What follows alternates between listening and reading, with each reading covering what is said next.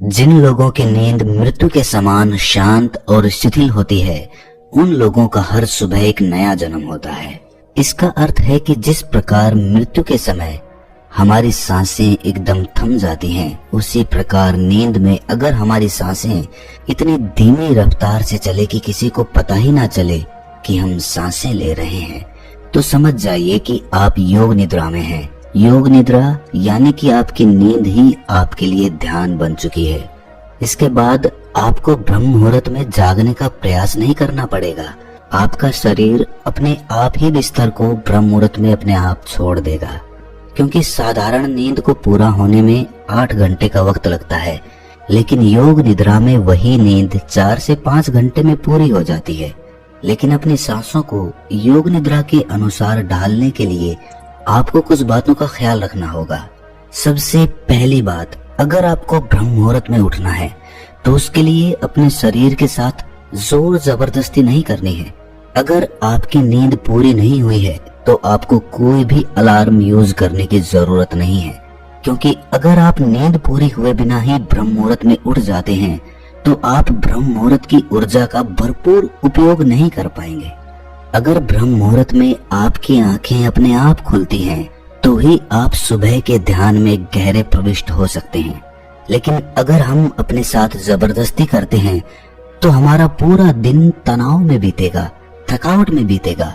ब्रह्म मुहूर्त में जागने की तैयारी पिछली रात को की जाती है। तो वो तैयारी क्या है, चलिए एक एक करके जानते हैं। ध्यान से सुनिए। सबसे पहली बात, 9 बजे सोने की तैयारी कर लीजिए।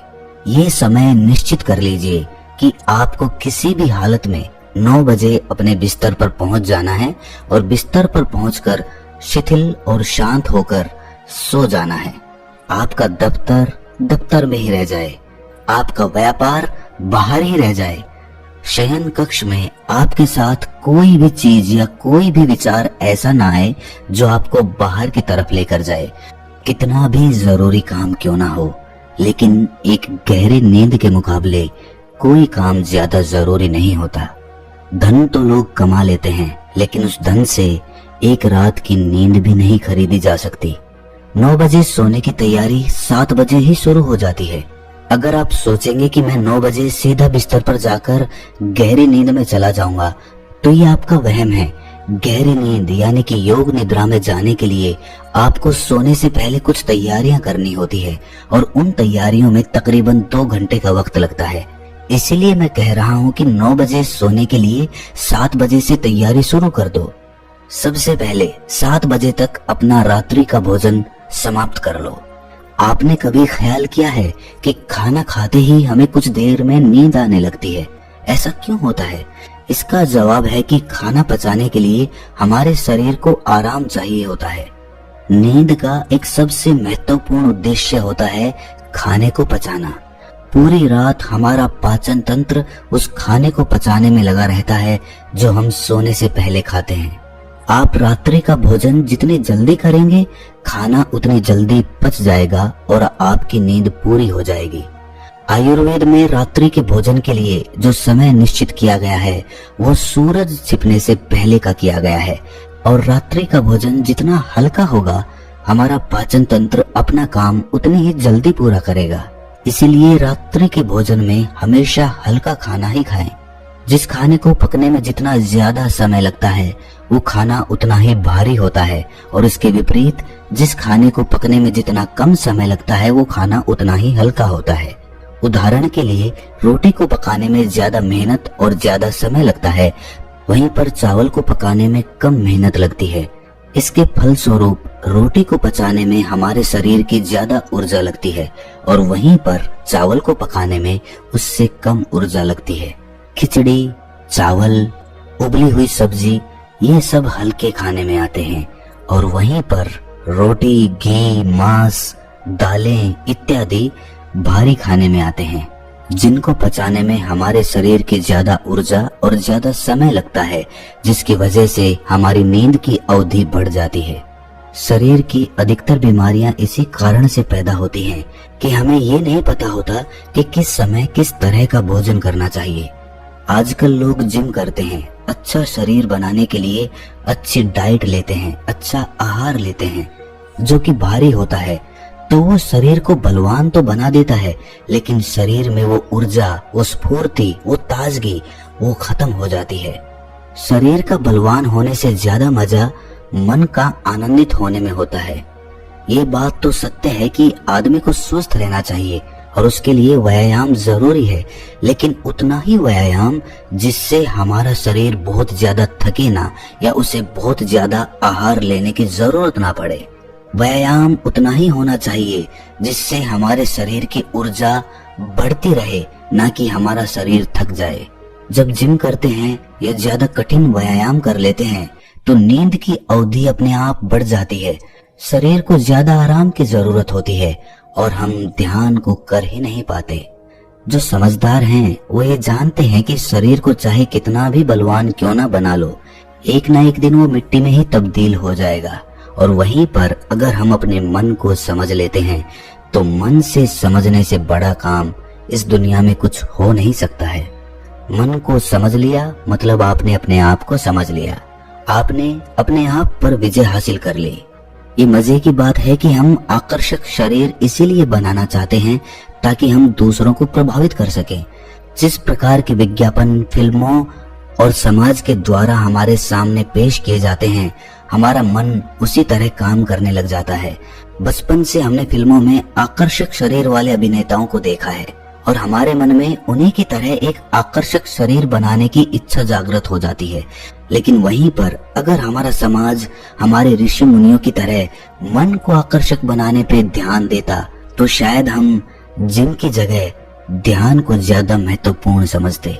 खैर, अपनी बात पर वापस लौटते हैं।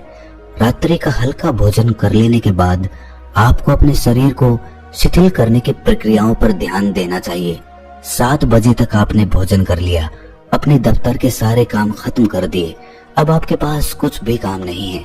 7 से 9 बजे का जो समय होता है उसे हमें पूरी तरह से उपयोग करना चाहिए। अपने मन को शांत, शिथिल और विचार मुक्त बनाने की तरफ ध्यान देना चाहिए। इसके लिए गुनगुने पानी से स्नान करना बहुत ही सहायक सिद्ध होता है। गुनगुने पानी में नहाते हुए ये भाव अपने मन में पैदा करिए कि आज पूरे दिन की चिंताएं, पूरे दिन का गुस्सा, पूरे दिन की घृणा, पूरे दिन का परिश्रम, पूरे दिन की थकावट, पूरे दिन का तनाव अपने आप पानी के साथ आपके मन से धुल गया है। आपका मन एकदम खाली और निर्मल हो रहा है। ये भाव हमें नहाते हुए करना है। अगर आपके पास स्नान गृह में कोई टब है तो टब में लेटकर भी ये भाव पैदा किया जा सकता है। टब में लेटे लेटे अपने शरीर को शिथिल करते जाइए। शिथिल करने का सीधा सा तरीका है अपने मन में भाव पैदा करना, और भाव जितना प्रगाढ़ होगा उसका परिणाम उतना ही जल्दी मिलेगा। नहाने के बाद अपने आप को खाली रखिए, टीवी मत देखिए, किसी से बातचीत भी मत करिए, अपने आप को एकदम शांत करिए। जो बाहर की चीजें हैं, जो बाहर की वस्तुएं हैं, उन्हें बाहर ही छोड़ दीजिए, वो अगले दिन भी वहीं पर मिलेंगे। अपने शयन कक्ष में किसी अच्छी सी सुगंध का प्रबंध करिए, जो भी सुगंध आपको पसंद हो। आप किसी अगरबत्ती या धूप बत्ती का इस्तेमाल कर सकते हैं, या फिर आप किसी परफ्यूम का या रूम फ्रेशनर का भी उपयोग कर सकते हैं। इसके बाद कमरे की रोशनी को धीमी कर दीजिए और कोई शांत म्यूजिक लगाकर, कोई शांत संगीत लगाकर अपने बिस्तर पर लेट जाइए। ब्रह्म मुहूर्त में उठने के लिए किसी अलार्म का उपयोग मत करिए, बस अपने प्रभु से ही कहिए कि वही तुम्हें ब्रह्म मुहूर्त में जगा दे। उससे बड़ा जगाने वाला कौन होगा?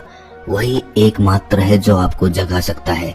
अगर आपको सुबह 4 बजे उठना है तो आप उससे कहिए कि प्रभु, मुझे 4 बजे आप ही जगाने वाले हैं, आप ही सृष्टि के कर्ता हैं।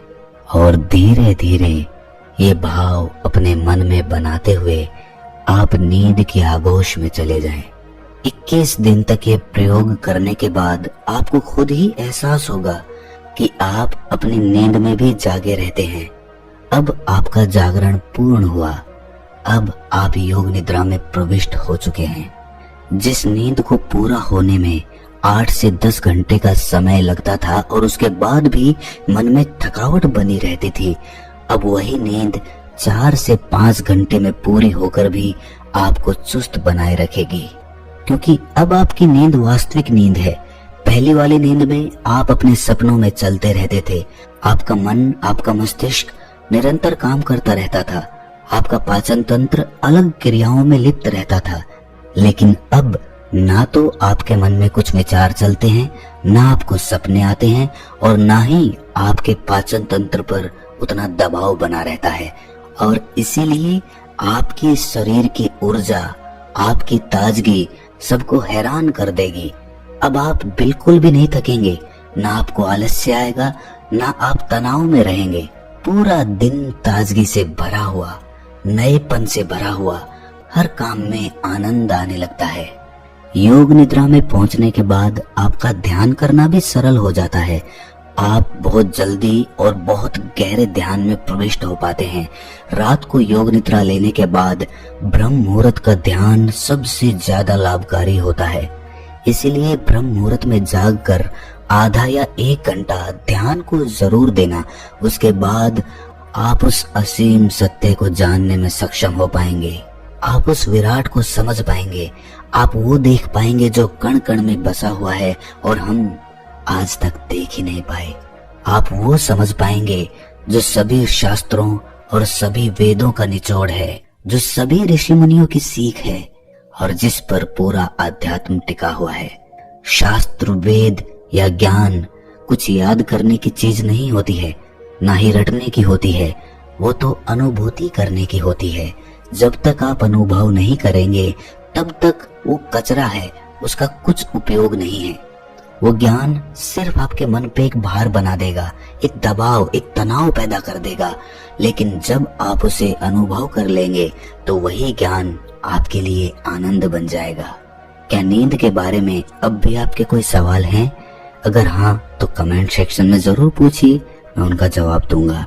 और अगर आपको ये वीडियो अच्छी लगी तो इस चैनल को सब्सक्राइब करके नोटिफिकेशन बेल को जरूर प्रेस कर देना, ताकि हम जो भी वीडियो डालें जो कि सभी ज्ञानवर्धक होती हैं वो आप तक पहुंच जाए और आपको नोटिफिकेशन पहुंच जाए। तो मिलते हैं किसी अगली कहानी में, तब तक के लिए अपना ख्याल